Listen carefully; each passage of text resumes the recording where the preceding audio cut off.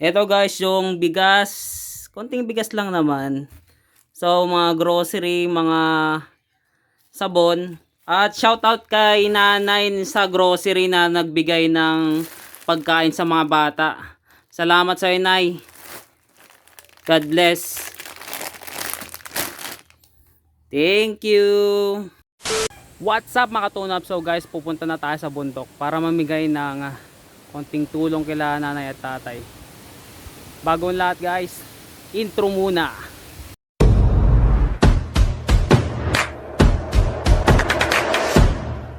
Medyo malayo pa guys yung pupunta natin.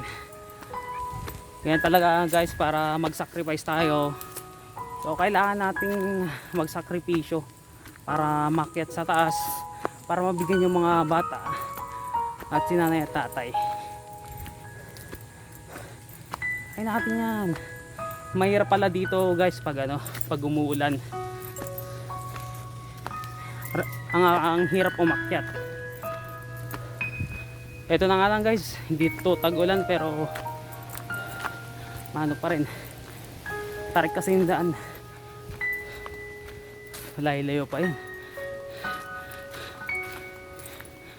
Siyempre, sila nanay dati, sinabi ko sa kanila na babalikan ko sila. So, hindi ako nakapunta. Kaya babawi ako. Malayo pa tayo.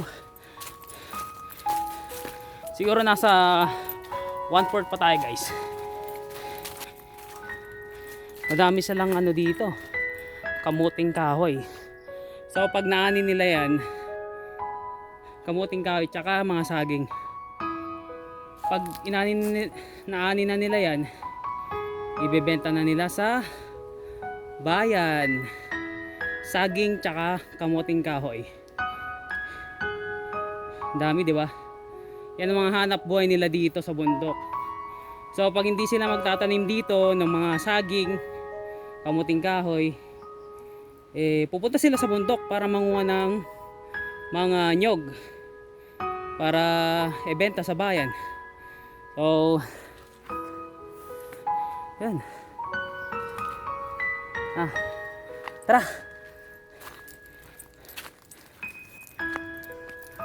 Pagdating dito sa kabila, andito yung mga saging naman. Yan, mga saging. So guys, ako yung magbibigay ng konting tulong sa kanila. So samahan nyo ako guys. Tara, lakad na tayo.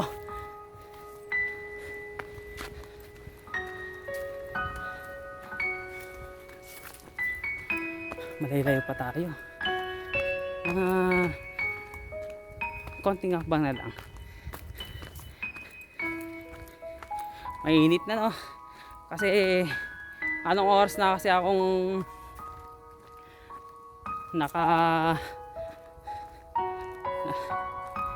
nakapunta sa bayan. Late na. Mga 7:30 ako napunta sa bayan para makabili ng mga grocery nila. So malapit na tayo. Okay. Malapit na. 1 hour later. Ano pala guys, yung bahay ni nanay tsaka yung mga apo niya. So tatawag tayo ngayon. Tao po.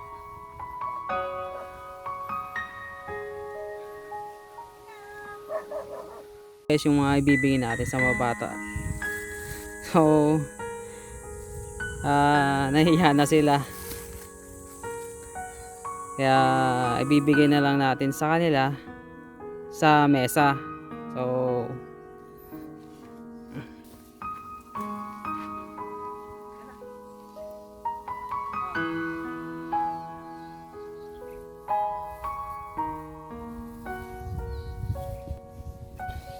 oh, Jamie, hindi na Jamie oh. Oh. Kunin mo na mama yung pagkain mo ha. Jamie. Oh, tawagan sa Jamie oh. Jamie. Oh. Pagkain ninyo. Ito. Bigay to ng ninanay doon sa grocery, binigay. Bigay nila. Sige na, dito ka din, Jimmy. Oh. Dito, Ikaw ka kay ate.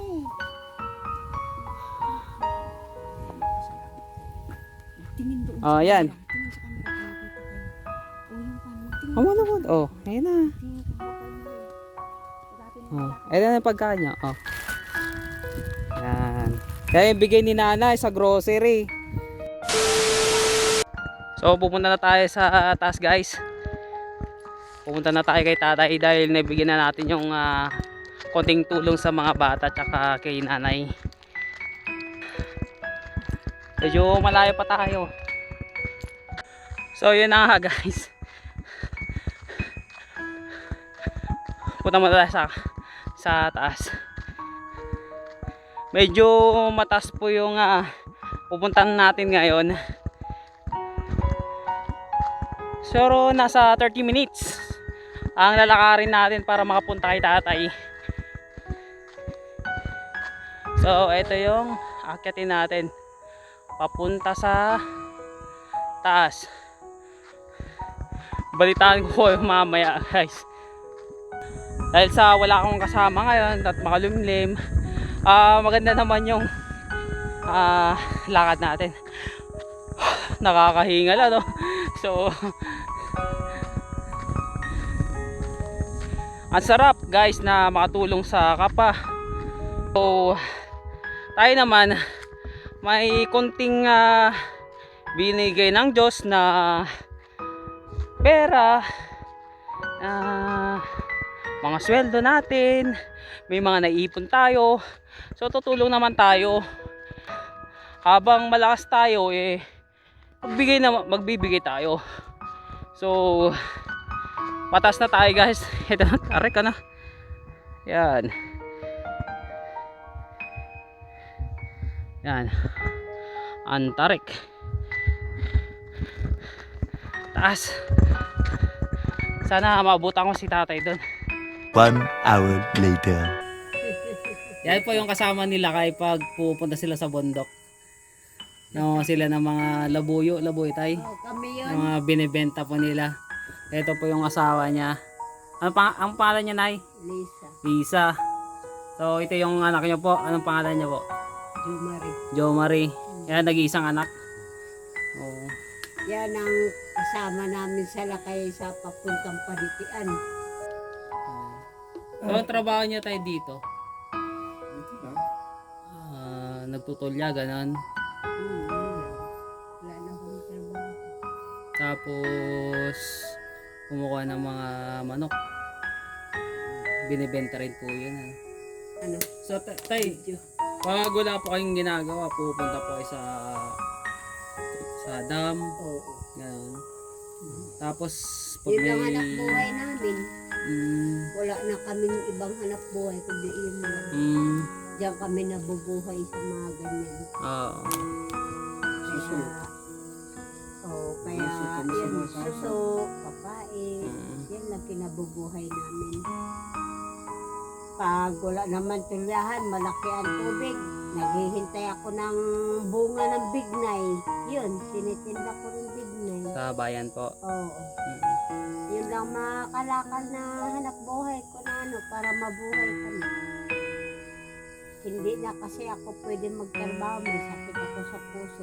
Mm. Yung asawa ko naman, mahina na. Hinihingal siya pag umaakyat. Kaya pag nagtulyahan, kami nagpapasa ng tulya, hindi siya. Pagpasaan siya, susugatin namin sa akyatan.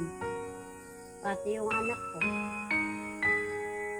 Yun lang kinabubuhay namin.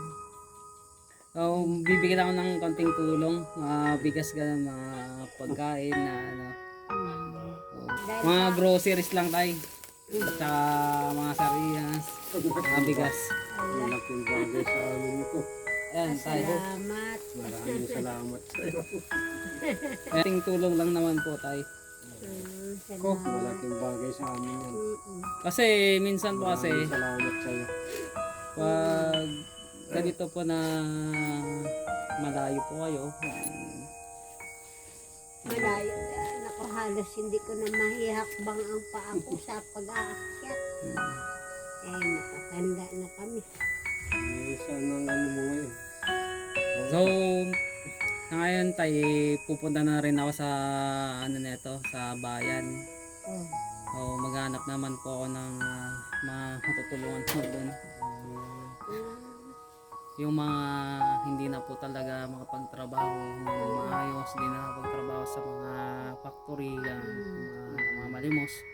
So, ako naman po, medyo malakas-lakas pa tayo. Kailangan natin, at may ipon tayong konti, pamahagi natin. Oh. So what's up guys? So nabigay ko na yung mga grocery kay tatay at sa kanyang asawa. So salamat guys sa inyong panonood. Kung hindi pa po kayo nakasubscribe sa aking YouTube channel, so click kayo dito para updated po kayo sa aking YouTube channel. Goodbye!